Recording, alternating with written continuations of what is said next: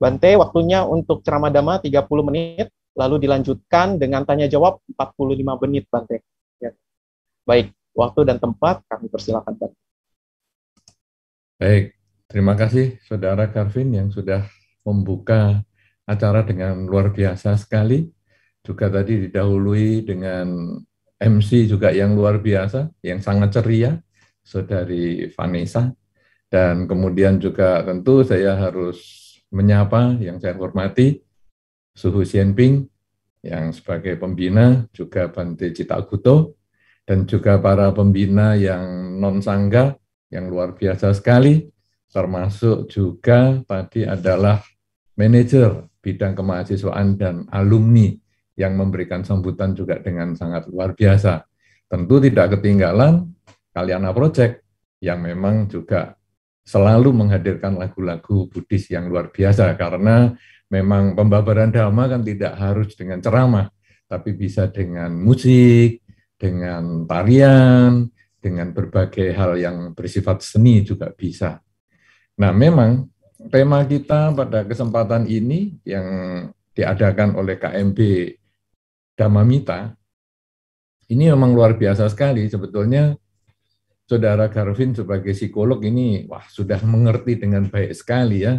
Maka saya pikir kalau nanti penjelasan saya ada yang kekurangan atau mungkin ada yang keliru, tentu sangat baik kalau Saudara Garvin juga memberikan masukan sehingga saya juga punya kesempatan untuk belajar juga di acara ini ya, sehingga kita tidak harus dalam satu jalur saja hanya memberi, tetapi juga tentu kita bisa saling berbagi. Nah, memang tema kita kesempatan ini luar biasa sekali tentang be a confident Buddhist youth. Bagaimana kita menjadi seorang pemuda Buddhis yang percaya diri. Di sini pemuda tentu bukan hanya laki-laki ya, tetapi pemuda juga berarti pemudi, karena kalau saya lihat dari beberapa kamera yang di-on-kan di sini, oh, saya lihat malah banyak pemudinya daripada pemudanya. Tetapi kita menggunakan istilah menjadi pemuda Buddhis yang percaya diri, sesungguhnya pemuda juga meliputi para pemudi. Ya, cuman kalau diulang-ulang pemuda-pemudi, pemuda-pemudi, nanti lama-lama waktunya hanya habis ngurusi itu saja. Ya, jadi para pemudi jangan stres, jangan merasa dibedakan. Kok saya dipanggil pemuda terus ya? Kok saya nggak diakui sebagai kepemudiannya? Nah, ini kita kesepakatan dulu. Nah, tadi yang disampaikan oleh Saudara Garvin memang luar biasa tentang kutipan ataupun penjelasan tentang suta, bahwa ada hal-hal yang kita tidak bisa remehkan. Karena kalau kecil dan punya kondisi yang bagus, tentu bisa menjadi sesuatu yang luar biasa, bahkan bisa menjadi sesuatu yang fenomenal. Demikian pula Anda para pemuda juga bisa. Nah, cuma sekarang kita lalu berpikir, yang disebut pemuda ini apa?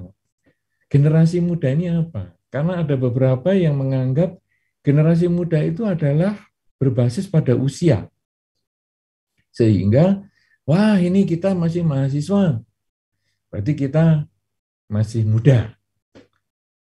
Jadi usia, kadang-kadang ada yang menganggap usia di atas 10 tahun sampai 19 tahun, ini generasi muda.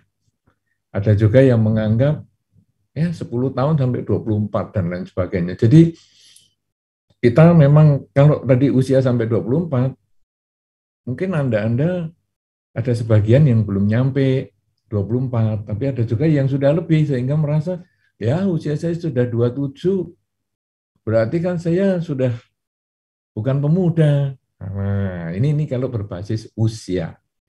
Tetapi tadi kan dikatakan juga di dalam kutipan yang disampaikan oleh Saudara Garvin bahwa yang muda ini kalau punya kondisi yang bagus, dia menjadi sesuatu yang luar biasa. Di sini dimaksudkan muda itu menjadi satu yang relatif, bukan karena usia. Sehingga kalau kita mau menyebut generasi muda, mungkin kita lebih bersifat cara berpikir, yaitu cara berpikir yang masih memiliki cita-cita, cara berpikir yang masih memiliki harapan. Kalau tadi dikatakan, bagaimana ya kasta kesatria yang muda ini, wah saya mau bercita-cita menjadi pemimpin kerajaan misalnya. Nah ini walaupun nanti usianya sudah di atas 30, mungkin usianya sudah di atas 40, tapi kalau dia punya cita-cita, saya mau jadi pemimpin ini nanti. Ini maka dia bukan lagi sudah orang tua walaupun 40 tahun. Ya, tetapi dia sebetulnya masih muda. Karena cara berpikirnya adalah ke depan, bukan ke belakang. Karena ada beberapa orang menyampaikan, apa sih bedanya orang tua dan orang muda? Dia mengatakan, kalau orang tua itu selalu ngomong masa lalu. Sehingga Anda mungkin pernah bertemu dengan orang tua Anda, atau pernah bertemu dengan orang-orang di lingkungan Anda, bahkan Anda pernah bertemu dengan teman-teman Anda. Kemudian paling sering pembicaraan itu didominasi sebagian besar itu berbicara tentang masa lalu. Jadi misalnya dulu ya, zaman aku kuliah di Universitas Bunda Mulia, dulu itu belum ada apa-apa. Kamu tuh sekarang enak fasilitasnya. Dulu zaman aku, dulu di biara, zaman aku, aduh, kamu ini sekarang zaman kamu enak. Dulu aku, ya orang kalau sudah ngomong dulu itu walaupun usia sama dengan Anda, dia sebetulnya sudah tua banget. Karena hanya ngomong tentang dulu. Itu nanti kalau Anda berkumpul dengan nenek kakek, apalagi yang sudah pikun, kalau diomongin yang dulu-dulu, waduh inget banget dia. Oh iya nak, kamu dulu zaman masih kecil nak. Zaman bapakmu masih kecil nak. Aku juga inget itu nak, gini. Tapi kalau ditanya sekarang, eh, sudah makan belum apa? Sudah makan belum apa? Wah, aku lupa. Loh, nah ini, dia hanya punya masa lalu, masa sekarang, masa depan sudah nggak punya lagi. Barusan makan, dia ngomong, aku tadi sudah makan belum ya? Nah, jadi nanti kita mulai lihat di sekitar kita ini banyak nggak ya yang suka ngomong dulu, aku dulu, kamu dulu. Aduh, itu udah ketinggalan. Tapi walaupun sudah beruban, walaupun mungkin muka sudah berkeriput, walaupun mungkin usia sudah mendekati 90 tahun, tetapi kalau berpikir, kayaknya ya kita ini mesti memajukan KMP Dhammamita. Kita harus menemukan langkah-langkah supaya bisa lebih maju. Mungkin nanti di tahun depan, Buddhist Youth Creative Week ini kita bikin yang lebih meriah dengan cara gini. Nanti tahun depan, waduh, ini walaupun usianya menjelang 1 abad, ini masih muda. Nah, jadi sekarang generasi muda bukan karena usia, tapi dari cara berpikir. Kalau demikian, cara berpikir, kita makin masuk ke dalam. Cara berpikir bagaimana yang mengkondisikan kita ini punya rasa percaya diri. Karena ada beberapa orang, walaupun kelihatannya masih muda, tetapi rasa percaya dirinya kurang. Rasa percaya diri ini keluar dari kata-kata, misalnya, ayo kamu jadi pengurus, ngurusi inilah acara Buddhist Youth Creative Week ini. Ayo kamu jadi, aduh aku nggak bisa. Nah ini kata-kata yang orang kurang rasa percaya diri. Atau, ayo kamu jadi MC. Waduh aku nggak bisa, ngomong nggak bisa. Apalagi misalnya ukurannya sudah Vanessa. Waduh, aku nggak bisa selancar Vanessa ngomong ini tadi. Aduh, pinter banget dia ngomong. Terus nanti risikonya Vanessa ini dari semester 1, semester berikutnya, dia akan jadi MC terus. Karena orang lain akan mengatakan, aduh aku nggak bisa, kamu aja. Sampai nanti jadi alumni, masih disuruh lagi. Jadi ini kan Ini kan namanya orang tidak percaya diri hanya dengan kata-kata saja sudah begitu. Kemudian perilaku juga sama. Ayo coba kamu yang ngoperasikan ini, Zoom-nya ini bagaimana nanti supaya kamu bisa terima kalau nanti ada yang mau join atau bagaimana nanti ngecat dan lain sebagainya, tanya jawab. Aduh aku nggak bisa, aku ini aduh ya walaupun anak muda tapi aku ini agak kurang kurang update bagian begini dan seterusnya dan seterusnya. Nah, jadi rasa tidak percaya diri itu nampak muncul dari cara berbicara, muncul dari perilaku. Dan ini semua sumbernya dari pikiran. Makanya kalau tadi generasi muda itu dari pikiran, bukan dari usia, ternyata sekarang pikiran kita itu juga nanti akan menentukan apakah kita punya rasa percaya diri atau tidak. Sekarang rasa percaya diri ini muncul dari mana sekarang? Pikiran apa yang membuat kita itu tidak percaya diri? Tentu dengan mudah kita akan mengatakan pikiran yang keliru. Ya, kita gampang sekali ngomong itu. Kenapa? Karena kita ngomong itu kalau untuk orang lain. Jadi orang lain misalnya merasa, aku kok nggak bisa ya nge-MC. Bisalah kamu, bisalah kamu. Coba kamu sendiri. Aduh, aku juga enggak. Nah, jadi kita menganggap bahwa gampang itu cuma pikiranmu sendiri, anggap kamu ngomong sendirian. Padahal kamu sebetulnya ditonton banyak orang, tapi kan lewat kamera, kamu anggap aja ngomong sama kamera, sudah suka-suka aja kamu. Nah, kita menasihati orang gampang, tapi untuk diri kita sendiri sulit. Tentu ada di bagian-bagian tertentu ya. Jadi misalnya, wah kita berbicara di muka umum gampang sekali. Wah itu orang ini percaya diri, belum tentu. Kadang-kadang dia bisa bicara di muka umum percaya diri. Tapi waktu mau ngomong sama pacar, bisa nggak percaya diri. Kalau mau misalnya mau mengatakan, aku ini sebetulnya ada maunya loh sama kamu. Itu bisa nggak percaya diri. Jadi orang itu ada sisi-sisi tertentu dia punya kekuatan, punya rasa percaya diri, tapi ada sisi-sisi tertentu dia lemah. Nah sekarang, kalau demikian, rasa percaya diri ini tidak di semua sisi. Ada satu bagian-bagian tertentu. Apa ini sekarang penyebabnya? Pola pikir apa ini? Kok hanya bagian tertentu?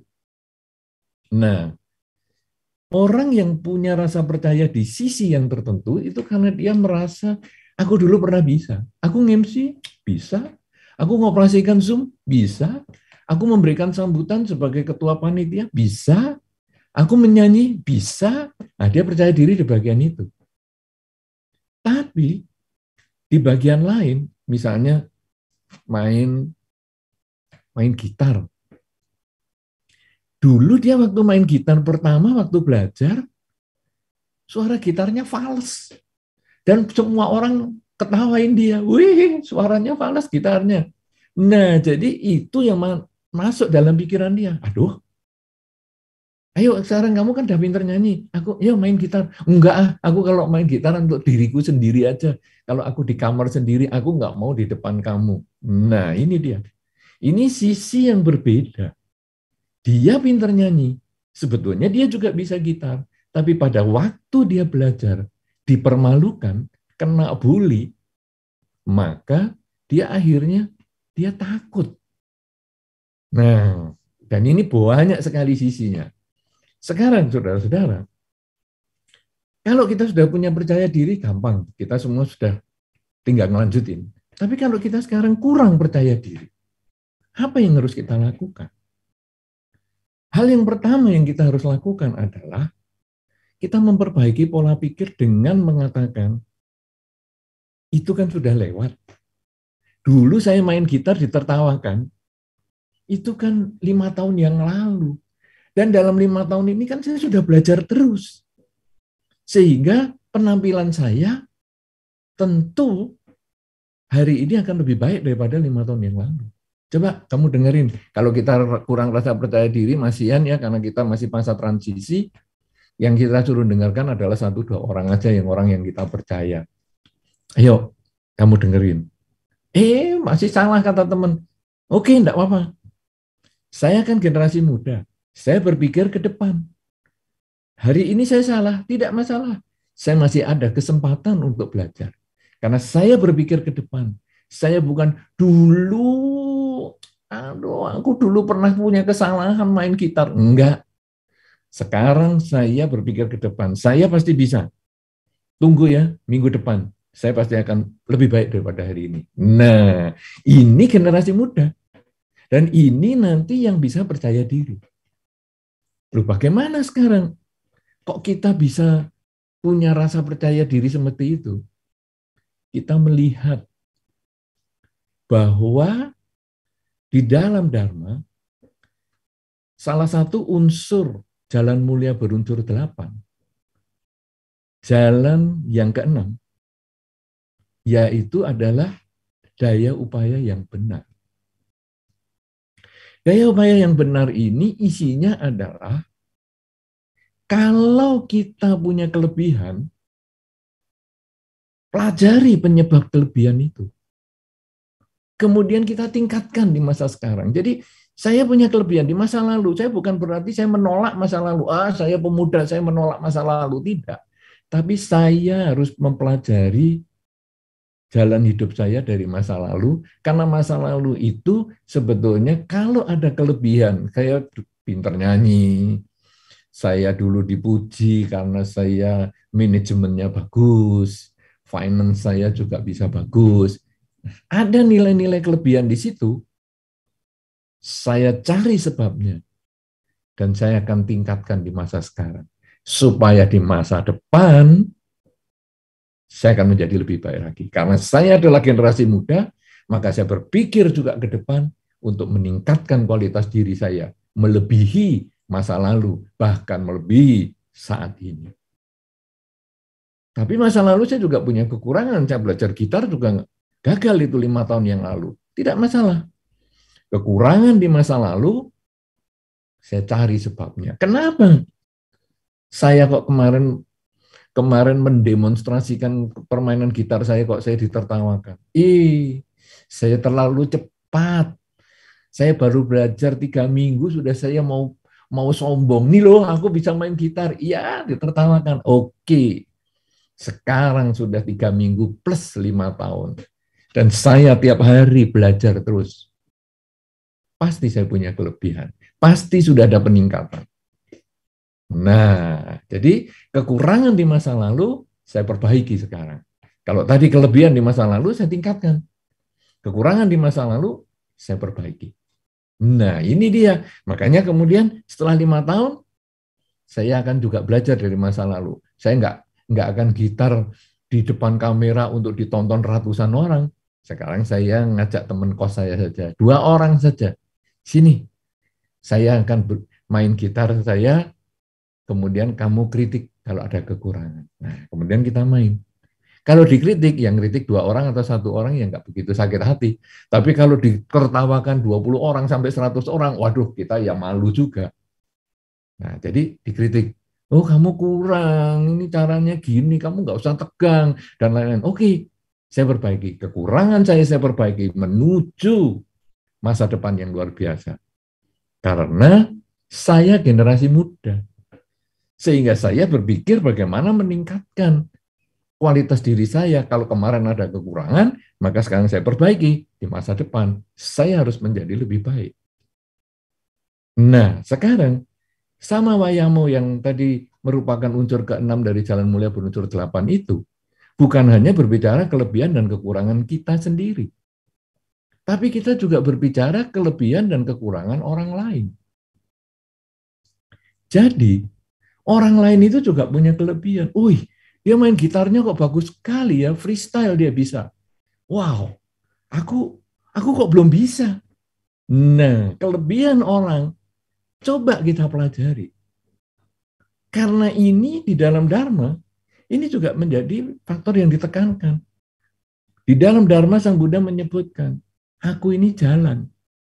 Kamu yang harus jalani sendiri. Jadi kita melihat Sang Buddha sudah jalani itu. Loh, beliau bisa. Aku ya harus bisa dong. Kemudian ada di dalam bagian kitab Tipitaka itu adalah Teragata dan Terigata. Riwayat mereka-mereka yang mencapai kesucian. Jadi kita lalu belajar, banyak ya yang bisa mencapai kesucian. Wih, kalau dia bisa, aku juga berusaha untuk bisa.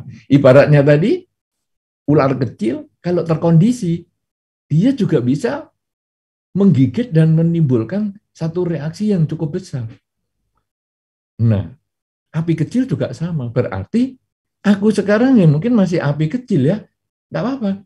Tapi aku belajar dari yang lain, kelebihan orang lain, saya tiru.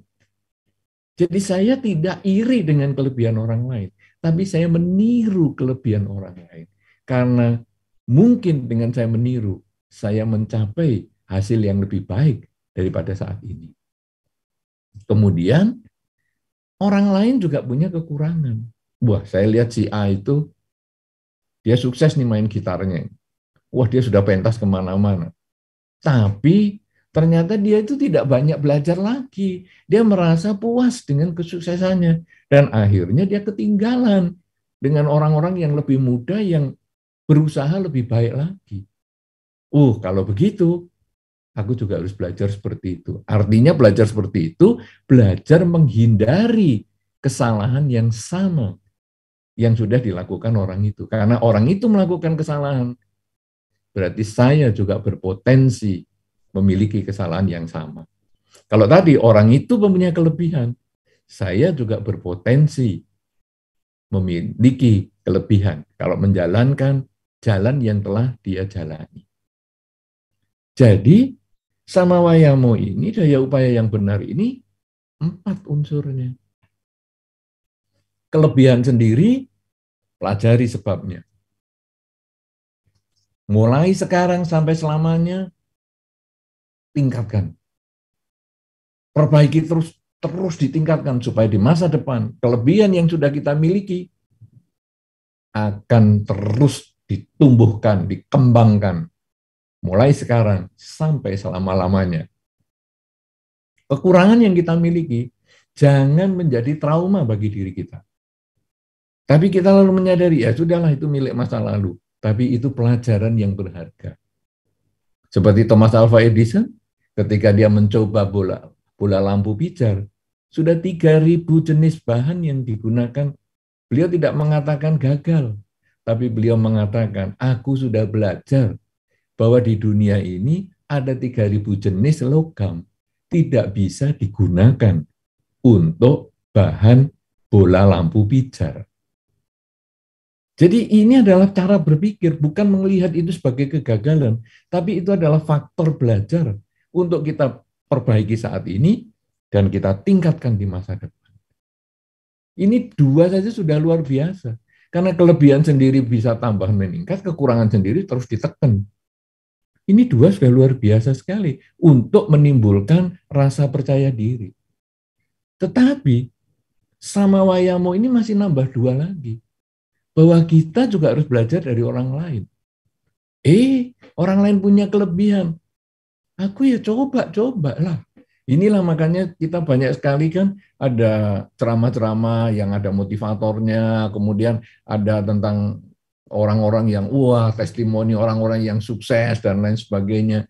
Ya mungkin apa istilahnya flexing itu ya. Tapi ya kalau flexing saya kira ya itu kesuksesan yang mungkin dibuat-buat. Tapi kalau memang kesuksesan yang sesungguhnya, itu nanti kita lalu lihat, dia bisa, aku harus bisa. Nah, aku akan coba, aku bisa. Ini adalah kita belajar dari pihak lain. Karena kita ini kalau hanya belajar sendiri, sulit. Tapi kalau kita bisa membuka diri untuk belajar dengan orang lain, maka kita bisa lebih maju lagi. Kemudian, kekurangan orang lain kita pelajari supaya kita bisa menghindarkan dari kesalahan yang sama. Nah, dengan melaksanakan 4 hal ini yang sudah ada di dalam Jalan Mulia Berunsur 8 yang menjadi basic yang diajarkan Sang Buddha pada saat beliau mengajarkan Dhamma yang pertama kali, Dhammacakkappavattana Sutta, ini sudah membuat kita punya rasa percaya diri, mengubah cara berpikir kita. Dan kalau sudah mengubah cara berpikir kita, cara berbicaranya pun berbeda. Sehingga kalau tadi orang mengatakan, ayo kamu jadi MC, aduh nggak bisa aku. Beda nanti. Ayo kamu jadi MC, saya coba ya. Nah ini sudah lain. Cara berpikirnya, aku mau nyoba dulu. Ya aku mungkin nggak sebaik Vanessa, tapi aku mau nyoba. Nah dengan nyoba 50% berhasil. Tidak nyoba 100% gagal. Nah setelah dicoba, ternyata bisa. Nah nanti kita bisa tambah percaya diri. Makin maju, dan makin maju. Kemudian perbuatan juga sama. Ayo, kamu ngurusi Zoom-nya. Gimana bisa orang masuk, keluar, atau kamu ngurusi tanya jawabnya lewat chat dan lain sebagainya. Enggak bisa. Bukan. Aku coba ya. Aku coba dulu. Kalau perlu kamu bimbing aku. Oke. Nah ini adalah orang yang mau maju. Ini adalah pemuda. Pemuda, kalau kita berdasarkan dengan Jalan Mulia Berunsur 8, ini menjadi pemuda Buddhis. Pemuda Buddhis yang nanti lama-lama punya rasa percaya diri. Saya katakan lama-lama karena percaya diri itu butuh waktu untuk belajar, butuh waktu untuk mengatasi diri sendiri, dan butuh teman. Karena kadang-kadang kita lalu melihat teman kita, aduh, aku kok down ya hari ini ya. Teman kita lalu mendorong, cobalah, dicoba lagi ya, dicoba lagi ya, dicoba lagi. Dan akhirnya teman yang baik itu adalah teman yang menunjukkan jalan yang baik dan menghindarkan kita dari yang buruk. Sehingga teman yang baik itu tidak membuli kita. Tapi teman yang baik itu ketika melihat kita ada kekurangan, dia memberikan solusi. Coba kamu anggap kamu main gitar sendirian. Walaupun sekarang ada 2 orang, tapi kamu sudahlah anggap aku seperti meja saja, kamu nggak usah ngurut saya. Kamu fokus pada gitarmu. Kamu belajar menyadari saat ini sedang apa, fokus. Karena secara dharma, hidup adalah saat ini. Kamu jangan mikir yang lalu-lalu, sudahlah itu biar jadi pelajaran. Kamu juga sudah jangan fokus, waduh nanti aku jadi penyanyi besar, nggak usah. Aku mau jadi pemusik yang besar, nggak usah. Sekarang kamu saat ini saja melakukan yang terbaik. Karena dengan saat ini yang terbaik, kamu memperbaiki masa lalumu, meningkatkan masa lalumu yang baik, dan memperbaiki masa lalumu yang tidak baik. Dengan kamu melakukan yang terbaik saat ini, maka kamu akan menyambut masa depan yang jauh lebih baik daripada hari ini. Karena tiap saat kamu selalu melakukan yang terbaik. Kalau pola pikir ini kita sudah miliki, maka kita ini mulai nanti dengan cara berbicara, mulai dengan perilaku, dan akhirnya secara keseluruhan kita punya rasa percaya diri. Dan kita akan menyambut masa depan, apapun juga masa yang akan datang itu muncul, kita selalu siap. Apakah kita nanti akan muncul masa depan yang new era misalnya, ya, jadi masa new normal, jadi nanti pada satu ketika nanti kita menjadi normal yang ya kita akan selalu nge-zoom begini, atau kita masuk ke zaman metaverse misalnya, atau yang melapa saja, kita akan selalu siap. Karena kita menjadi pemuda masa depan. Kita selalu berpikir tentang kegiatan-kegiatan menyambut yang akan datang. Rencana-rencana dengan dimulai saat ini yang terbaik. Inilah salah satu hal yang bisa saya sampaikan sebagai pengantar untuk menjadi pemuda Buddhis yang percaya diri. Tentu banyak sekali yang masih harus kita pelajari karena waktu yang terbatas, maka topik kita juga kita persempit. Nah, nanti kekurangan-kekurangan yang lain mudah-mudahan bisa dilengkapi oleh Saudara Garvin yang memang banyak belajar tentang psikologi, yang saya juga mau dengar masukan-masukan dari beliau. Semoga memberikan manfaat, semoga memberikan pencerahan untuk kita semua dan bisa mendorong diskusi kita yang sehat dalam beberapa menit ke depan. Terima kasih dan saya kembalikan kepada Saudara Garvin. Silakan.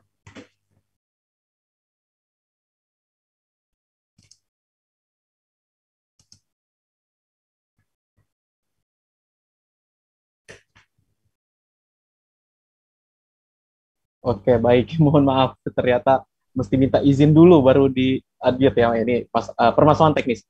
Baik, Terima kasih Bante Utamo untuk pemaparannya ya selama 30 menit Bante. Luar biasa sekali, baru 30 menit, tapi saya sendiri saat menyimaknya Bante banyak insight, banyak wawasan baru, inspiratif sekali. Saya rasa untuk sesi selanjutnya, sesi tanya jawab, akan lebih banyak pertanyaan lagi Bante, ya akan lebih dinamis lagi. Dan bagi rekan-rekan yang ingin bertanya, ya bisa memberikan pertanyaan. Mungkin ada yang mau bertanya secara langsung pertama-tama kepada Bante Utamo. Ya, kapan lagi langsung berdialog dengan Bante Utamo? Ya, barangkali ada yang mau bisa raise hand. Oke, ada nih dari Billy Wijaya ya. Mungkin boleh panitia dibantu di unmute Billy Wijaya. Oke, silakan. Halo, selamat sore, Namo Buddhaya. Jadi saya mau pertanyaan nih, kayak tadi kan tentang kayak apa ya, pengalaman gitu kan kayak bullying, kayak bisa katanya sih bisa kayak bikin trauma gitu ya. Jadi saya mau tanya, apakah bullying itu bisa hancur motivasi atau juga kayak bikin bikin malu gitu sama yang mau bawanya? Dan ada nggak tuh sisi psikologinya tersebut? Tidak ada pertanyaannya. Ya, sebetulnya kalau tanya psikologi, wah ini harusnya saya tanya saudara Karvin nih, ya. Nah, jadi gimana, saudara Karvin yang mau jawab atau gimana? Ini moderator atau MC nih saudara Karvin ini? Karena kalau hanya mengalihkan orang tanya nih namanya jadi MC. Ya, tapi kalau moderator biasanya ada ulasannya tuh. Ya, oke, tapi baiklah, saya akan mencoba menjawab dulu supaya nanti saudara Karvin juga bisa mempersiapkan yang lainnya. Jadi sebetulnya bullying adalah urusan orang lain. Tapi reaksi kita, itu urusan kita. Karena kalau kita menganggap bullying itu, mungkin istilah sekarang ngerujak, mungkin, ya, bullying adalah ngerujak. Kalau orang lain itu mengerujak kita atau membuli kita, dan kita menganggap, enggak apa-apa, aku buktikan hari ini kamu membuli saya, minggu depan kamu akan malu dan kamu akan menarik bulianmu ini. Nah, itu bulian menjadi motivator untuk kita maju. Tapi, walaupun kita dipuji, wah hebat ya kamu begini ya, presentasimu bagus sekali. Enggak, aku enggak seperti itu. Malah aku malu loh, kamu puji-puji gitu. Enggak, minggu depan kalau aku ada presentasi lagi, aku malah enggak mau. Nah ini, pujian ternyata malah juga bisa memerosotkan mental kita. Ini tergantung cara berpikir. Makanya di dalam Dharma ini cara berpikir adalah paling penting. Kita bisa mengendalikan pikiran kita bisa menguasai pikiran kita, bisa mengarahkan pikiran kita. Maka kita bisa bermain dengan pikiran kita. Area pikiran ini menjadi area permainan. Kamu mau membuli saya, enggak apa-apa, bulilah. Sang Buddha itu pernah dibully juga.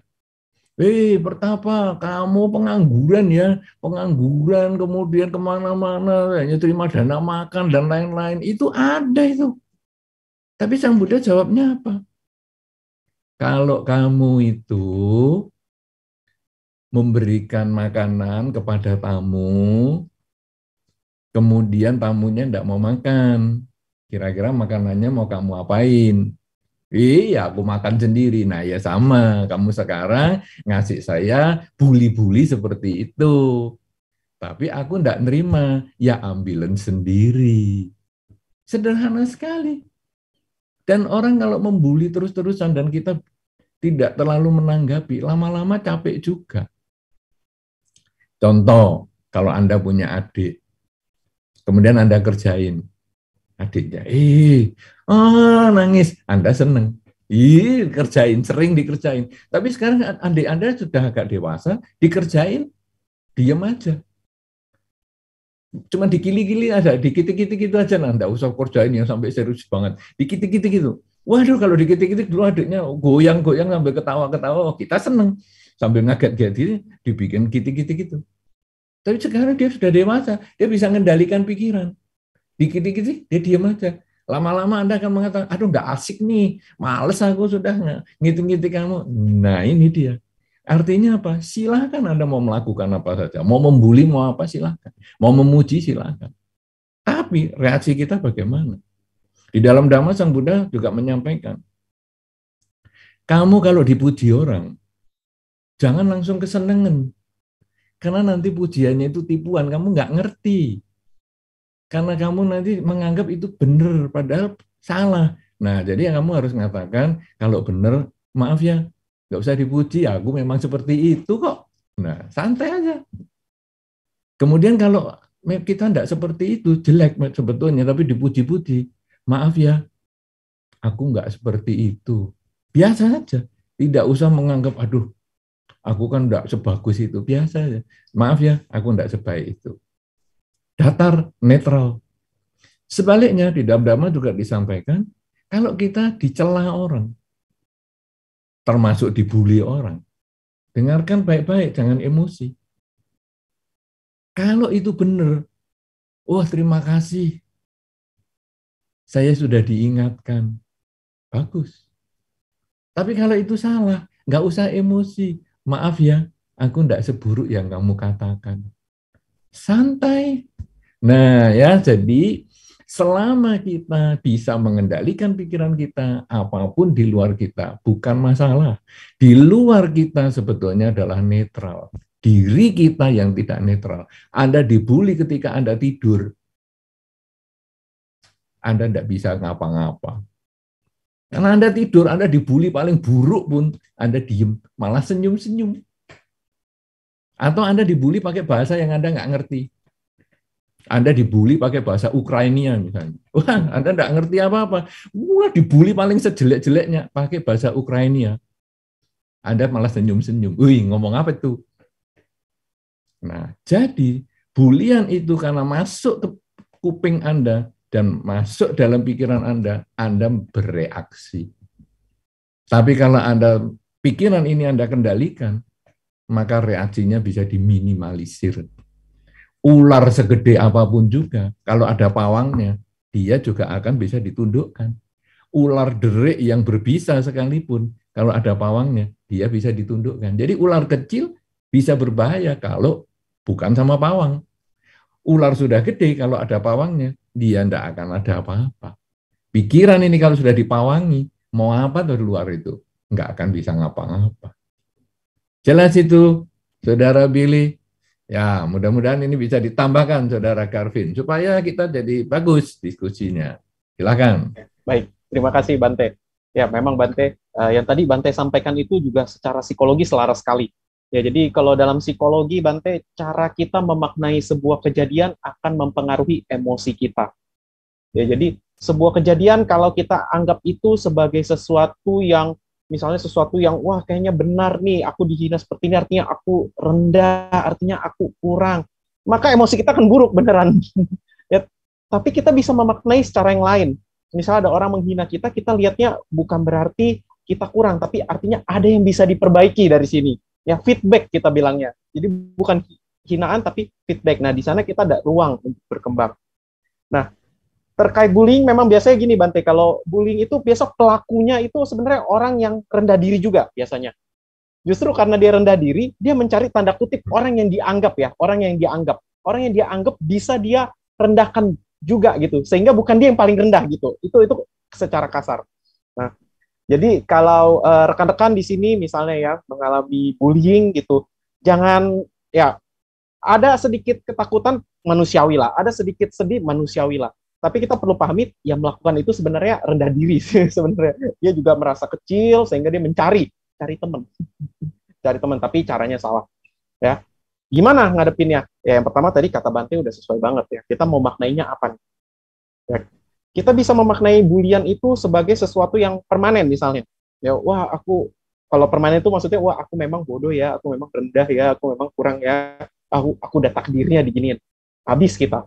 Ya, kita bukan sedang dibully oleh dia sebenarnya. Kita lagi dibully pemikiran kita sendiri. Gitu. Tapi kalau kita bisa maknai bahwa, oke, dia sekarang hina aku, tapi aku dari sini belajar, aku akan buktikan kalau aku nggak kayak gitu, nah kita bisa berkembang. Nah, atau yang kedua, Ya, kadangkala kalau memang buliannya udah parah banget ya, mungkin kita bilang, oke tapi Bante, tapi Pak Garvin ini susah banget nih, ini bulinya terlalu keras nih, gimana nih? Kita jaga jarak. Ya, jangan mau bergaul dengan orang yang tidak menghargai kita. Ya, karena ya nggak enak gitu. Nanti malah kita nggak bisa berkembang kepikiran gitu. Jadi kurang lebih seperti itu. Dan Bante tadi yang Bante katakan, dipuji jangan melayang gitu ya, dihina jangan dendam gitu misalnya. Itu di psikologi UPK ya Bante ya sebenarnya itu ya. Mereka di psikologi lagi diteliti loh Bante. Namanya equanimity. Equanimity. Jadi cukup menarik bahwa ternyata konsep-konsep Buddhis seperti compassion, ya compassion karuna, mindfulness itu sati ya, sudah diteliti. Sekarang yang lagi diteliti adalah UPK, ya equanimity. Demikian Bante. Oke, nah baik, mungkin lanjut ke pertanyaan kedua ya Bante. Sudah ada yang masuk. Ini dari, wah ini udah banyak nih pertanyaannya. Saya baca yang dari Intan Puspitasari. Selamat sore, Namo Buddhaya Bante. Saya Intan Puspitasari, jurusan manajemen semester 2, ingin bertanya bagaimana cara mengetahui kelebihan yang kita punya. Terima kasih Bante Utamo. Demikian Bante. Baik, kadang-kadang kelebihan yang kita punya ini kadang kita tidak tahu. Ya, makanya kadang kita tes psikologi itu. Jadi tes, aku bisa apa ya? Nanti aku ngambil jurusan apa ya? Dan lain-lain. Tapi sebetulnya kadang kelebihan ini kita kalau bisa merenungkan bagus. Aku tuh yang bikin sukses itu apa ya? Aku dulu paling suka itu apa ya? Yang kadang mendapat penghargaan dari lingkungan. Itu mungkin itu yang kita bisa sederhana dapatkan. Atau cara yang sederhana lagi adalah kita tanya sama orang yang suka sama kita. Karena kita kan butuh cermin ya. Kadang kita mau lihat belakang kita ini ada apanya ya? Kok gatal sekali? Butuh cermin. Karena kita noleh-noleh kan nggak bisa. Mata kita kan nggak bisa ikut ke belakang. Jadi kita pakai cermin. Cermin itu salah satunya adalah teman. Karena teman yang baik, kalau di dalam Dhamma disampaikan, teman yang baik itu menunjukkan jalan yang bagus, yang benar, dan menghindarkan kita dari hal yang buruk. Membimbing kita menuju yang baik dan menghindarkan kita dari yang buruk. Jadi kita tanya sama teman baik kita, kamu kok mau temenan sama aku tuh apa sih? Menurut kamu aku tuh kelebihannya apa? Wah, kamu ini ya memang kamu ini pemarah.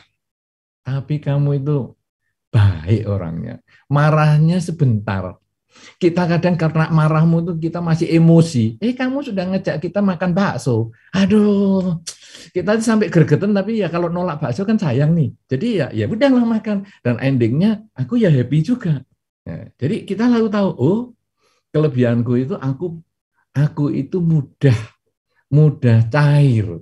Aku nggak pendendam. Walaupun aku pemarah, tapi aku nggak pendendam. Nah, cuman tadi temanku mengatakan aku ini pemarah.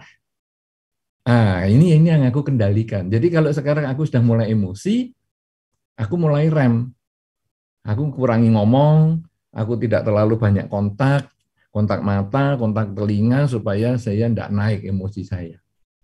Nah, jadi kita dari teman itu mulai bisa enak. Itu kalau teman dekat biasanya ngomong yang positif. Kalau mau kekurangan kita, karena kan kelebihan dan kekurangan biasanya berpasangan ya, seperti telapak tangan kita ini bolak-balik. Kekurangan kita itu kita tanya secara tidak langsung kepada orang yang nggak suka sama kita. Jadi si A itu benci sekali sama saya. Saya tahu itu, tiap kali ketemu saya pasti buang muka. Oke, saya tanya lewat si B. B, kamu tanyalah sama si A. Kenapa sih dia kok benci sama aku?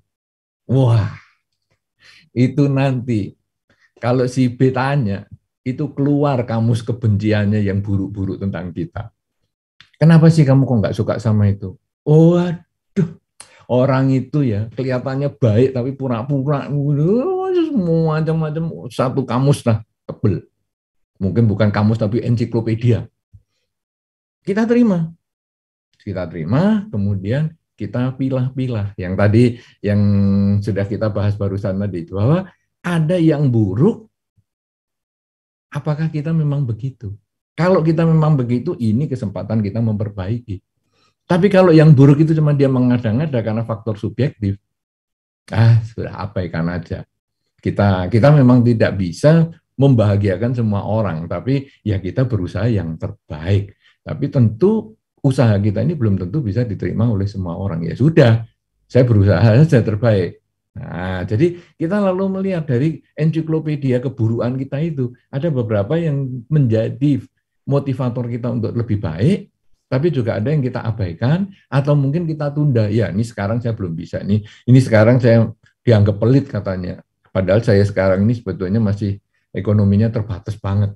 Jadi ya biarlah yang anggap saya pelit, ya nggak apa-apa lah. Tapi saya sebetulnya bukan pelit, tapi saya penuh perhitungan. Ya, orang lain menganggap saya pelit, tapi saya penuh perhitungan. Jadi saya keluar duit sedikit pun saya hitung dengan baik. Nah, jadi dengan cara seperti itu, akhirnya kita bisa meningkatkan kualitas diri kita. Tahu kelebihan, tingkatkan, tahu kekurangan, kita perbaiki. Apalagi kalau kita ingat hal-hal yang membuat kita tidak sukses. Itu lebih bagus lagi. Aduh, aku kok nggak sukses gini ya, aku perbaiki. Aku nggak sukses gini, jangan jadikan itu sebagai trauma, tapi kita jadikan motivator untuk kita menjadi lebih baik. Ini salah satu jawabannya yang supaya agak singkat. Karena kalau saya jawab panjang-panjang nanti pertanyaannya dikit. Ini Anda senang dijawab panjang biar pertanyaannya dikit, atau dijawab pendek biar pertanyaannya bisa dijawab lebih banyak. Nah, boleh nulis di chat juga, tapi saya nggak baca chatnya. Anda yang baca nanti Saudara Garvin. Kalau mau pendek-pendek saya jawab, bisa. Tidak. Apakah ada cara untuk mengetahui kekurangan sendiri? Ada. Silakan lanjut. Nah, gitu itu jawaban pendek. Nanti pertanyaannya bisa banyak saya bahas. Ya, silakan Saudara Calvin lanjut. Baik, terima kasih Bante Utamo ya. Oke, jadi kalau ngomongin tentang kelebihan ya, tadi Bante Utamo sudah menyampaikan bahwa kita bisa nanya ke teman dekat kita ya, apa sih kenapa mau berteman dengan kita? Ya, mungkin sedikit juga menambahkan dari perspektif psikologi ya Bante ya. Jadi kalau dalam psikologi itu kan kelebihan bisa dua aspek sebenarnya. Kelebihan dalam hal keterampilan, bakat maksudnya, atau kelebihan dalam hal kepribadian, sifat berarti. Nah kalau yang bakat itu teman-teman sekalian ya, terutama Intan yang tadi bertanya, kalau mau tahu bakat kita itu bisa ya melalui psikotes, itu benar banget kata Bante. Tapi kan kadang-kala kita mungkin nggak ada akses untuk psikotes. Maka cara kita mengetahuinya adalah apa sih yang orang sering minta tolong ke kita. Sebuah skill tertentu atau aktivitas tertentu yang orang suka minta tolong. Orang suka minta tolong kita editing video. Jangan-jangan kita bakatnya di sana. Ya, mereka minta tolong berarti tahu kita bisa mengerjakan ini dengan baik. Orang suka minta tolong kita yang MC-in gitu. Nah itu artinya jangan-jangan public speaking kita bagus tuh. Kayak orang minta tolong. Ya artinya mereka percaya dengan skill tersebut. Ya, lalu kalau yang kepribadian itu benar kata Bante, tanya ke teman kenapa berteman dengan kita gitu. Nah teman-teman kalau udah tahu kelebihan, tapi perlu juga hati-hati ya. Kalau psikologi itu ada istilah overuse itu kelebihan yang berlebihan ya. Tadi Bante juga contohnya bagus banget tuh, hemat itu kalau overuse jadi pelit ya, overuse berlebihan hematnya. Tapi kalau pas gitu, jadi yang tadi Bante contohkan, tahu prioritas ya, budgetingnya bagus, tahu mana yang harus didahulukan, kebutuhan, keinginan gitu. Jadi luar biasa sekali Bante, ini jawabannya juga benar-benar mencerahkan juga bagi saya ya, tentang cara mencari tahu kelebihan kita. Lalu ada pertanyaan selanjutnya lagi Bante, ini banyak Bante pertanyaan yang masuk. Ini artinya antusias semua nih. Jadi pertanyaan selanjutnya dari Yosep ya, alumni dari KMB. Ya, pertama-tama Yosep meminta maaf dulu Bante karena sambil berkendara di jalan jadinya off cam. Nah, pertanyaan dari Yosep ini ada dua. Yang pertama, generasi muda sekarang suka membanding-bandingkan dirinya dengan orang lain. Padahal tahu setiap orang punya kelebihan atau kekurangan. Nah, bagaimana cara kita sebagai pemuda Buddhis menghadapi teman-teman yang suka pamer Bante, yang suka pamer sehingga kita jadi minder. Ya, gimana supaya kita nggak ikut-ikutan juga untuk suka pamer. Ini yang pertama, Bante. Mau dijawab dulu atau saya langsung bacakan yang kedua, Bante, dari Yosep? Boleh, terserah. Langsung yang kedua ya, Bante ya. Lalu yang kedua, banyak orang juga terlalu menggantungkan hidupnya pada orang lain. Jadi menggantungkan hidupnya pada orang lain, namun ketika hidupnya yang ada masalah, dia malah nyalainnya orang lain juga. Jadi menolak tanggung jawab, ya gantungin dirinya ke orang lain terus. Kesalahan pun salah orang lain. Ya, selalu merasa hidupnya paling jelek, paling sial dibanding yang lain. Nah, gimana Bante? Kalau punya teman yang kayak gini nih, kita harus bagaimana? Demikian Bante. Baik. Jadi zaman ini kan zaman media sosial memang flexing itu sangat banyak sekali ya. Jadi bagaimana kita memamerkan diri ya sampai akhirnya kalau kita lihat ya dulu awal-awal ada media sosial misalnya dapat misalnya posting sesuatu entah di Instagram atau di Facebook ataupun di YouTube misalnya, dapat like sekian banyak atau dapat hati itu sekian banyak itu, waduh dibangga-banggakan sampai di share kemana-mana dan lain sebagainya. Itu sebetulnya bagian dari flexing, jadi bagian dari pameran. Nah, istilah sekarang kan flexing. Tetapi sebetulnya hal itu juga mungkin kalau tadi dikatakan oleh saudara Garvin, juga itu ada kemungkinan orang flexing itu adalah orang, kalau tadi di dalam contoh yang tentang pembulian, orang membuli itu karena dia sebetulnya orang yang minder, orang yang rendah, sehingga dia kepingin ada orang lain lebih buruk daripada dirinya. Ya, saya sepakat dengan itu. Demikian pula flexing. Orang yang suka pamer, sebetulnya dia membutuhkan pengakuan dari luar yang dia tidak diakui kalau tanpa itu. Nah, makanya kan ini masih zamannya luar biasa sekali. Wah, saya beli jam branded. Orang kalau masih memamerkan jam branded, sebetulnya itu beresiko. Karena orang yang sudah sukses seperti Mark Zuckerberg dan lain sebagainya, jamnya itu jam murah. Bajunya baju murah. Kenapa? Jam murah sama jam puluhan juta, ratusan juta itu kan cuma menunjukkan waktu. Tidak ada bedanya kalau sudah ratusan juta itu apakah waktunya langsung bisa bunyi lompat-lompat sendiri atau apa, kan ya tidak. Ya, nah jadi itu hanya orang yang membutuhkan pengakuan dari orang lain. Sehingga kalau tadi saya mau melanjutkan yang dibahas saudara Garvin tadi, orang yang membuli, suka membuli, kita tahu bahwa dia punya kekurangan, kita malah kasihan. Duh, kasihan ya, dia ini sebetulnya orang yang butuh pengakuan, tapi dengan cara negatif. Demikian pula orang yang flexing. Orang yang suka pamer itu sebetulnya juga dia butuh pengakuan. Kita malah kasihan, jangan kita malah ikut-ikutan. Dikiranya aku juga nggak bisa beli seperti itu. Aku ya bisa. Aduh, kita jadi nanti sama jeleknya dengan dia. Kita hanya, aduh kasihan ini orang ini. Nah, jadi sebetulnya di zaman yang paling saling membandingkan ini, kalau saya lalu menarik dalam kehidupan dharma, yaitu sebagai biku. Biku itu sebelum makan, biku sebelum menggunakan tempat tinggal, sebelum menggunakan pakaian dan obat-obatan, karena ini kan kebutuhan pokok seorang biku ya, sandang, pangan, papan, dan obat-obatan.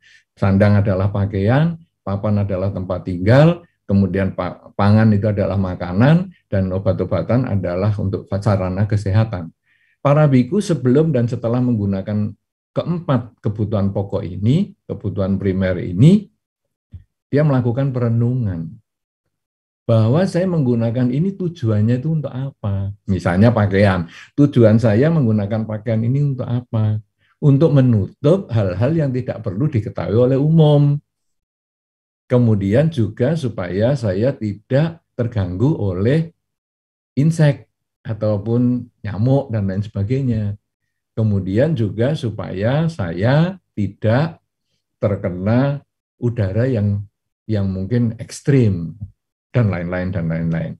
Nah, itu prinsip menggunakan pakaian.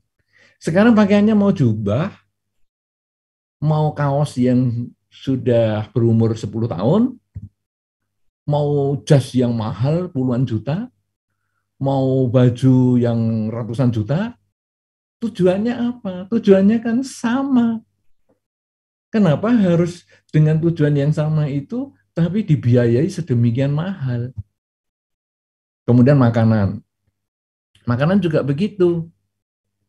Sebelum makan, disadarkan dulu atau para biku membacakan pengertian dulu supaya berulang-ulang mengerti bahwa makanan ini sebetulnya untuk apa? Untuk mengatasi rasa lapar. dan tidak menambah rasa baru, yaitu rasa kekenyangan. Sakit kan kalau kekenyangan kita, aduh kamu ini ada, aku tadi sudah kenyang masih kamu suruh makan terus, aduh kekenyangan aku sekarang, aduh nggak bisa tidur nih. Itu kan sebetulnya dari rasa lapar akhirnya menjadi rasa kekenyangan, menambah penyakit yang baru. Nah, jadi itu salah satu prinsipnya, bahwa sekarang makan itu hanya untuk menyambung kehidupan. Makan sederhana dengan makanan yang semewah-mewahnya, toh tujuannya ya sama. Tidak ada bedanya kan? Yang beda kan hanya piringnya, piring emas. Piring emas kan juga nggak ikut dimakan. Nah, kalau sekarang, itu ada itu, cappuccino yang pakai emas. Oke, cappuccino pakai emas, lapisan atasnya boleh diminum. Oh, itu emasnya diminum tuh. Oke. Tapi setelah masuk apa rasanya beda? Setelah menjadi urin, apakah terus keluar emasnya? Kan juga tidak. Wah, itu makanannya itu sayurnya dikasih emas. Oke. Apakah waktu dimakan emasnya itu terasa? Apakah terlalu ditelan lalu ada bedanya? Apakah besok keluarnya itu beda juga, ada kilap-kilapnya? Ya tidak. Jadi kita itu hanya ditipu semuanya itu. Bukan hakikat yang sesungguhnya. Nah, jadi ketika kita pameran itu sebetulnya kita ditipu itu semua. Kalau kita mengerti esensi kehidupan itu, apa yang kamu pamerkan, saya juga punya dalam bentuk yang paling basic. Nggak ada susahnya. Dan kita tidak perlu menuntut kepada lingkungan bahwa aku harus dibelikan juga baju, apalagi masih ngikut orang tua, aku dibelikan baju, aku dibelikan sepeda motor. Sepeda motor gunanya untuk apa? Mengantar orang dari satu titik menuju ke titik yang lain. Apakah itu sepeda motor bagus, sepeda motor jelek? Itu hanya berbicara tentang gengsi. Bukan berbicara tentang urgensinya. Jadi ini kita kadang ditipu dan kita bingung. Nah, makanya tadi pertanyaannya kita bingung dengan cara itu. Santai aja. Anda lihat basicnya lagi. Yang paling dasar tuh kebutuhan itu apa? Dan kita jangan ditipu dengan, wah ini handphone baru nih, kualitasnya gini. Handphone tujuannya untuk apa? Banyak orang punya handphone bagus. Ternyata hanya untuk telepon dan terima telepon dan WA. Kalau nanti ditanya, ini kamu tahu nggak untuk browsernya ini? Nggak pernah aku pakai. Ini bagaimana? Kamu tahu nggak ini bisa untuk YouTube dan lain sebagainya, bisa live YouTube dan lain. Nggak pernah aku pakai. Lah terus untuk apa HP yang smartphone tapi digunakan tidak secara smart itu? Tidak ada gunanya. Lebih bagus pakai HP jadul. Tapi HP jadul malu kalau bunyi di muka umum. Nah kan gunanya kan cuma untuk komunikasi. Nah itu. Ya, jadi kembali ke basic. Kemudian pertanyaan kedua, kadang orang suka menyalahkan pihak lain, cari kambing hitam, itu memang paling gampang. Tapi secara Buddhis, kita tadi sudah tahu, kalau dibully, ya tadi pertanyaan pertama kan pembulian. Dibully itu yang salah bukan yang membuli. Kalau sampai kita marah, berarti yang salah adalah diri kita. Jadi kita tidak usah menyalahkan, kamu sih. Itu paling sering ya kalau anak mahasiswa seperti ini ya. Diajak ngomong-ngomong, kita baru nulis, entah itu pakai HP, atau kita nulis sungguhan, atau kita nulis di tab kita, atau di laptop kita, baru ngetik ini diajak ngomong, ya salah, kamu sih rewel terus, ini bagian aku salah. Bukan dia yang rewel, dia rewel urusannya dia. Tapi kita yang tidak bisa fokus. Jadi kita itu selama masih menyalahkan pihak lain, berarti kita belum Buddhis. Karena Buddhis itu dasarnya diri sendiri adalah pelindung bagi diri sendiri, bukan orang lain melindungi kita. Karena kalau orang lain melindungi kita, orang lain tidak bisa mengikuti kita kemana-mana. Tapi kalau diri sendiri adalah pelindung bagi diri kita sendiri, itu yang kita kemana saja. Yang membawa diri kita adalah diri kita sendiri. Sehingga perilaku kita, ucapan kita, cara berpikir kita, itulah yang melindungi kita. Kita nggak bisa berlindung pada orang lain. Dengan demikian, seorang umat Buddha, kita lihat nanti ya, Anda yang sudah ikut dalam Buddhist Youth Creative Week ini, ya Anda lihat, apakah Anda kalau ada sesuatu kekurangan kemudian masih menyalahkan pihak lain? Waduh, aku belum Buddhis ini kalau gini. Aku masih tradisi Buddhis. Walaupun KTP-ku Buddhis, aku parita hafal, aku masih tradisi Buddhis. Jadi gimana? Kalau aku ada kesalahan, aku akan menyalahkan diriku sendiri. Satu kapal, bahkan kapal sampan kecil, ya, kapal kecil sampan di tengah laut yang luas, air segitu besar, sampan sedemikian kecil, sampan ini tidak akan tenggelam dengan air yang sedemikian banyak. Tetapi ketika si pemilik mengizinkan air itu masuk dengan melubangi bagian tepi sampan, maka sampan itu akan tenggelam. Jadi, luar yang sedemikian luas seperti lautan di sekitar kita itu, walaupun dia bergelombang, ombaknya tinggi sekali, selama kita tidak mengizinkan ombaknya itu masuk ke dalam pikiran kita melalui indria kita, dengan telinga, dengan mata, dengan segala macam indria kita tidak akan terpengaruh. Batin tetap tenang, seimbang, hidup pada saat ini. Tetapi ketika kita mengizinkan dia masuk, yang tadi dikatakan dimaki tadi, yang saya contohkan, dimaki dengan bahasa Ukrainia, kita nggak ngerti. Tapi begitu dimaki dengan bahasa yang kita ngerti, saya konsepkan dengan ingatan saya masa lalu bahwa itu kata-kata yang buruk, timbullah emosi. Ada pujian bahasa Ukrainia, saya juga nggak ngerti, saya santai aja. Tapi ketika pujian itu masuk ke dalam bahasa yang saya ngerti dan saya ingat itu memori saya masa lalu, wah, saya lalu berbangga. Padahal semua itu dunia luar. Diri kita sendirilah yang harus kita kendalikan. Nah, bagaimana kita mengendalikan diri kita? Selalu sadar saat ini saya sedang apa. Sehingga saya tidak gampang terpengaruh oleh lautan luas, suka, duka, dipuji, dicela, memperoleh pangkat, dan dipecat di luar yang demikian luas itu, batin saya tetap seimbang. Sampan yang kecil, tapi tidak tenggelam oleh ombak laut yang besar. Karena keseimbangan batin dalam pikiran kita. Indria ini hanya alat, batin ini kalau seimbang, maka apa saja yang masuk ke dalam indria kita tidak mempengaruhi pola pikir kita. Dua pertanyaan sudah terjawab. Silakan, Saudara Karvin. Baik.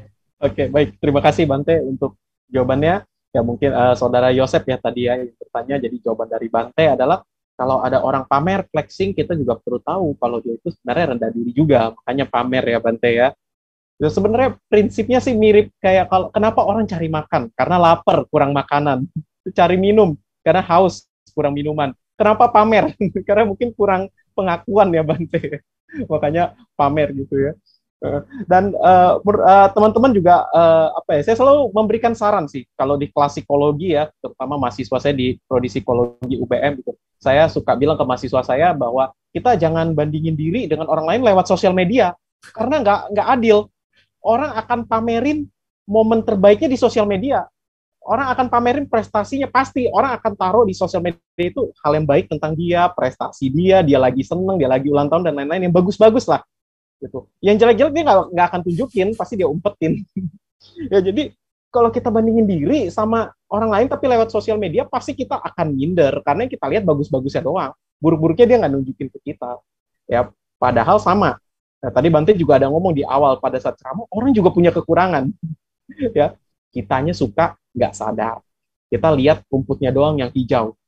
Kita lupa di balik rumputnya yang hijau dia rutin nyirem. Kita nggak pernah nyirem makanya nggak hijau-hijau. Seperti itu. Oke, terima kasih Bante. Mungkin lanjut ya Bante ke pertanyaan selanjutnya karena ternyata banyak sekali. Pertanyaan selanjutnya adalah dari Yufati. Ini pertanyaan juga menarik sekali Bante. Jadi pertanyaannya adalah, selamat sore Bante, Namo Buddhaya. Saya ingin bertanya, bagaimana cara menanggapi jika keluarga serumah ternyata menjatuhkan kita? Bagaimana cara melatih pikiran agar tidak kepikiran terus, tidak kepikiran dengan orang serumah yang suka menjatuhkan kita itu. Demikian Bante. Menjatuhkan ya. Tadi menjatuhkan ya. Iya, menjatuhkan. Ya, jadi ini memang repot. Ya, ini memprihatinkan karena orang rumah biasanya adalah orang yang kita percaya banget. Karena itu adalah lingkungan awal kita, itu orang tua kita, kemudian kakek nenek kita, kakak adik kita, itu adalah orang yang terdekat sebetulnya lingkaran dalam kita. Itu ring satu lah istilahnya.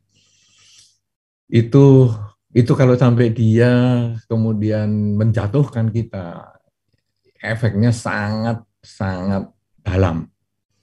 Juga bagi pasangan hidup ya, ini saya tidak tahu apakah yang ikut di Zoom ini sudah punya pasangan hidup atau enggak, saya nggak tahu. Tetapi pasangan hidup itu juga termasuk ring satu.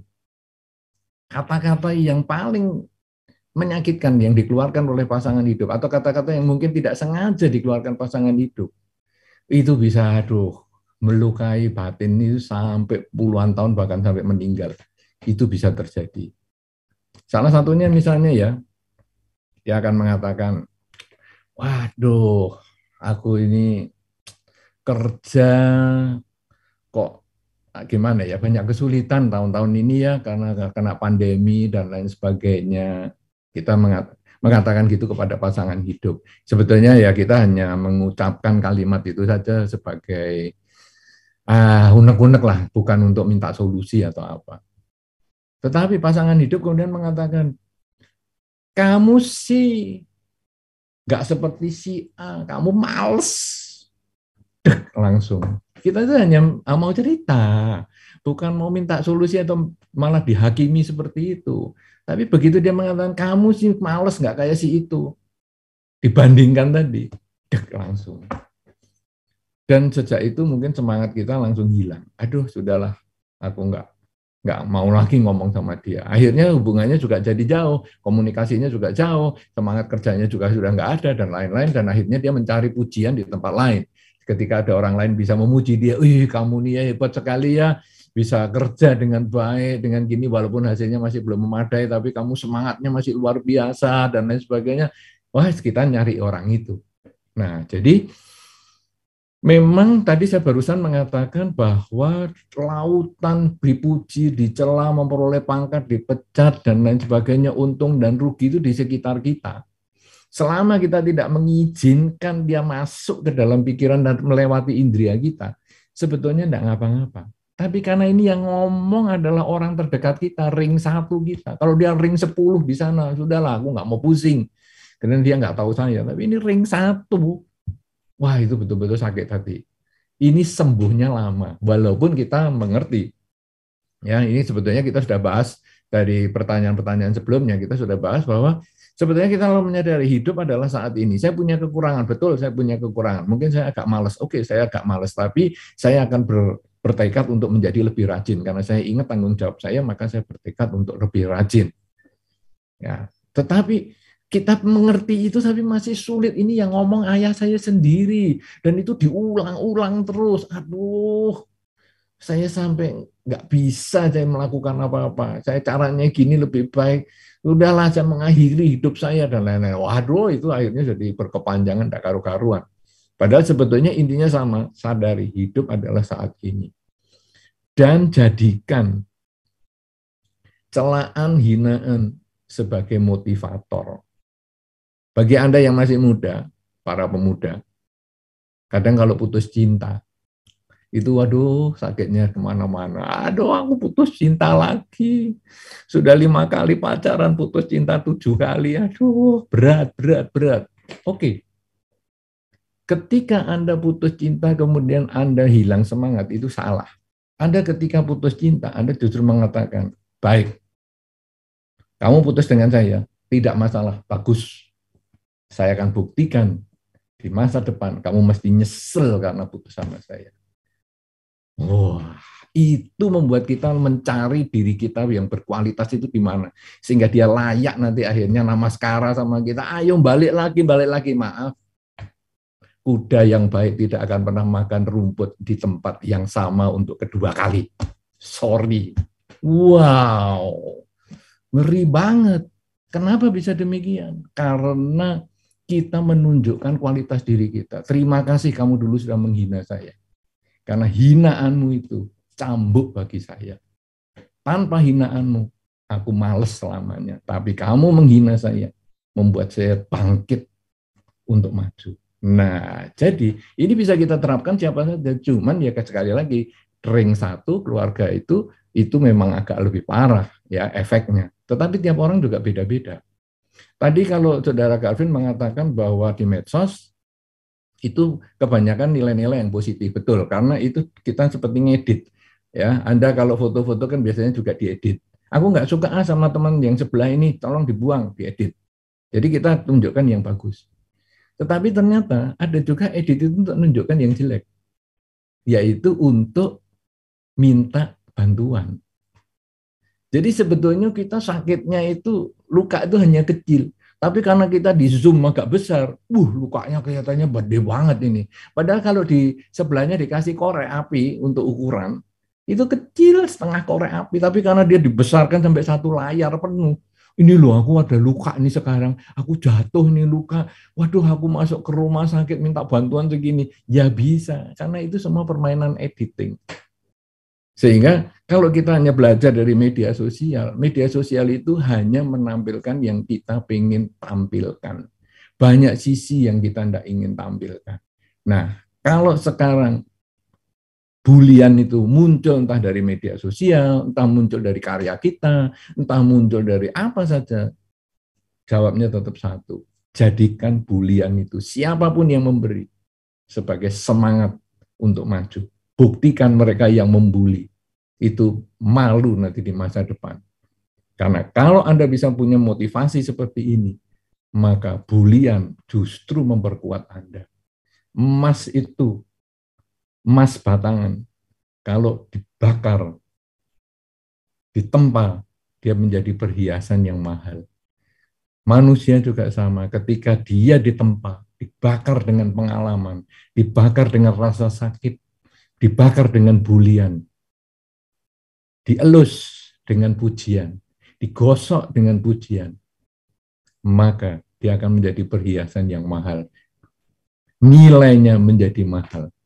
Inilah sebabnya kenapa dalam beberapa generasi terjadi perbedaan. Generasi yang zaman hidupnya penuh dengan perjuangan, biasanya mempunyai daya tahan, daya juang yang kuat. The fighting spirit-nya lebih kuat. Tapi ketika ada di zaman yang semuanya serba mudah, fighting spirit-nya juga menjadi lemah. Ibarat pohon kalau sudah sering selalu ditopang dengan bambu, maka ketika penopang ini dilepas, kena angin, pohon ini akan rubuh. Tapi ketika pohon ini tidak ada penopangnya dan dia tumbuh di tengah angin yang ribut sekali, dia akan menjadi pohon yang berakar dengan kuat. Manusia pun juga sama. Karena itu jangan takut dibully, jangan takut direndahkan. Tapi sikap mental kita menjadikan bulian yang direndahkan itu sebagai motivasi untuk membuktikan buliannya salah di masa depan. Jangan takut patah cinta. Jadikan putus cinta itu sebagai pembangkit semangat untuk membuat dia nyesel di masa depan. Karena meninggalkan orang yang sangat berharga. Mutiara permata yang belum digosok mungkin tidak menarik, tapi ketika digosok dia akan menimbulkan cahaya yang luar biasa. Demikian pula diri kita. Lanjut, Saudara Calvin. Terima kasih. Baik, terima kasih Bante. Ya tadi bagi yang bertanya, Bante sudah menjawab. Ya memang ring 1 kalau yang membuli atau mungkin mengkritik memang lebih sakit ya, karena kita anggap itu penting bagi kita, tapi kok malah menjatuhkan gitu ya. Tapi Bante juga berpesan bahwa kritikan ya, bulian itu jangan kita jadikan sebagai sesuatu yang menjatuhkan kita. Ya kita punya pilihan, mau jadiin itu sebagai sesuatu yang menjatuhkan kita atau kita anggap ini sebagai batu loncatan dalam tanda kutip ya. Artinya kita buktikan bahwa kita tidak seperti itu. Ya memang kalau dalam praktik saya juga Bante, dulu saya juga praktik ya sebagai psikolog ya. Itu juga memang banyak kasus Bante dari keluarga itu dan mereka down.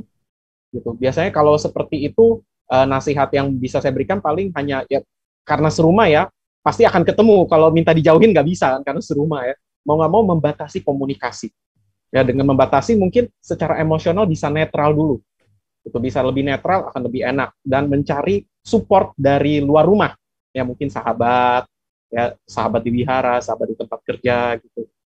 Dan biasanya juga ini terjadi, benar kata Bante, perbedaan generasi sebenarnya. Kadangkala ini bukan, kalau saya lihat ya banyak kasus sih, tapi bisa juga bukan bulian gitu. Bisa juga sebenarnya hanya miskom dari generasi yang lebih senior, yang dulu waktu kecil mau makan aja harus dari kecil udah harus nyari uang sendiri, ya bantuin orang tua, itu merasa kok anak nggak seperti itu gitu, malah minta-minta terus misalnya. Sedangkan generasi yang lebih muda ini, dia ngeliat teman-temannya lebih enak, disediain semua, kok aku nggak disediain sebanyak itu, jadi salah paham, ya, terjadi konflik, ya. Tapi banyak kemungkinan lah, ada juga yang memang benar dari orang rumahnya juga benar, yang salah juga gitu, banyak kemungkinan. Tapi biasanya ya perlu jaga jarak, menetralkan dulu emosinya, kalau nggak api makin menyala. Baik, oke, ini semakin seru pertanyaannya, semakin banyak yang bisa kita pelajari, ya. Tapi karena keterbatasan waktu, mungkin tinggal 1 atau 2 pertanyaan lagi yang bisa disampaikan ya. Mungkin 1 ya, yang terakhir. Mungkin saya lihat saya pilih tadi 1 pertanyaan yang cukup menarik. Ya, saya sudah list tadi, dapat list, dan mungkin 1 yang menarik adalah, selamat sore Bante, saya mau bertanya, apakah benar bullying atau hinaan dan segala kejelekan adalah karma kita di masa lalu yang berbuah? Ini pertanyaannya Bante, mohon arahannya. Iya, kadang-kadang kita menganggap semua itu adalah karma. Ya, tadi kan bulian itu kan bebas, itu orang lain lah ngomong gitu mau apa. Dia mau ngomong membuli boleh, membuli dengan bentuk muka yang dia jelekkan seperti itu ini. Ya itu ya silahkan. Ya, kemudian membuli dengan tangan atau dengan gesturnya atau dengan fisiknya ini ya, itu ya silahkan. Oke gini-gini silahkan. Itu haknya dia. Yang kita bisa kendalikan adalah diri kita. Anda menganggap itu karma baik atau karma buruk tergantung pikiran Anda. Kalau Anda menganggap itu sebagai motivator, Anda harus terima kasih sama dia. Karena Anda diingatkan untuk Anda lebih maju. Tanpa pembulian itu, Anda tidak bisa mendapatkan kemajuan seperti hari ini. Nah, itu berarti Anda karma baik. Ada itu sikap itu luar, dunia luar yang tadi saya pernah sampaikan. Dunia luar itu adalah netral. Contoh yang paling sederhana, Anda tentu ingat waktu SMA pernah sakit, kemudian izin pulang. Ya, itu mudah-mudahan SMA kalian masih SMA yang masih offline. Nah, karena hari ini ada sebagian yang mungkin SMA-nya sudah online, jadi kadang sudah nggak ngerti. Maksudnya apa ya? Saya kalau izin sakit terus pulang duluan atau pulang cepat itu gimana sudah nggak tahu. Tapi kalau Anda masih offline, nah itu akan ketemu seperti itu. Aduh, aku sakit nih, pulang. Saudara-saudara, sakit itu kalau menurut bahasa umum mengatakan, waduh karma buruk berbuah. Tapi lihat dulu, Anda pulang itu ngapain? Anda pulang ulangan. Waduh, aduh besok nggak pasang ulang lagi. Aduh ini ulangan ternyata. Memang karma buruk tuh berbuah. Karena kita pulang, kita miss ulangannya. Ya. Tapi ketika kita pulang, sekolah yang kita tinggalkan tadi kebanjiran. Jadi akhirnya, waduh teman-teman nggak bisa pulang sampai nginep di sekolah. Kalau kita ngomong apa? Karma baik. Sakit ternyata jadi karma baik. Loh, kalau gitu gimana? Bulian juga sama. Semua itu sama, tergantung cara Anda menyikapi. Tadi pada pertanyaan pertama saya sudah sampaikan, ketika Anda dibully, Anda menjadikan itu sebagai motivator, itu menjadi positif. Tapi ketika Anda dipuji sekalipun, Anda kemudian, aduh aku nggak seperti itu, udah lain kali aku nggak mau lagi melakukan itu, kamu muji-muji bohong nih pasti. Nah, ternyata pujian itu bisa jadi negatif juga. Jadi, karma baik, karma buruk itu tergantung dari kita mau melihatnya dari sudut mana. Putus cinta, apa karma buruk? Wih, aduh aku sedih banget ini sampai ujianku gagal dan sebagainya. Ya itu jadi karma buruk. Siapa yang buat? Ya diri kita sendiri. Karena kita tidak cepat berpikir untuk menjadikan sebagai motivator. Tapi ketika putus cinta, kemudian ini kesempatan aku untuk fokus pada sekolah. Aku sudah tidak mau ngurus dia lagi. Aku akan mengejar ketinggalan saya, sehingga saya sekarang menjadi best student. Jadi karma baik. Orang lain adalah netral. Ombak lautan suka duka untung rugi dipuji dicela itu adalah netral. Tapi ketika Anda merasa, aduh lautku ini kok mengganggu ya, saya sampai goyang-goyang kemudian mabuk, jadilah karma buruk. Untung aku ada di tengah laut ini, aku bisa berenang kemana-mana. Jadilah karma baik. Lautnya netral, bulian netral, pujian netral. Apa saja di dunia netral. Keuntungan, orang menganggap itu keuntungan adalah karma baik. Untung 5 juta, waduh karma baik ini. Untung 5 juta dari biasanya 100 juta, ya karma buruk. Aduh, untung 5 juta ini. Biasanya 100 juta aku. Ya jadi karma buruk.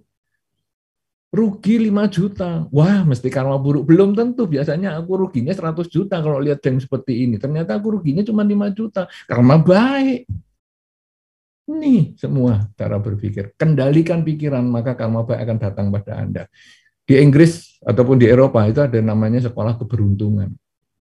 Sekolah keberuntungan itu, kalau sekolah di sana, tujuannya hanya untuk menjadikan hidup di dunia ini selalu beruntung. Mulai melek mata, tulis, hari ini Anda beruntung masalah apa. Hari ini, pagi ini saya beruntung bisa membuka mata dan melihat matahari terbit.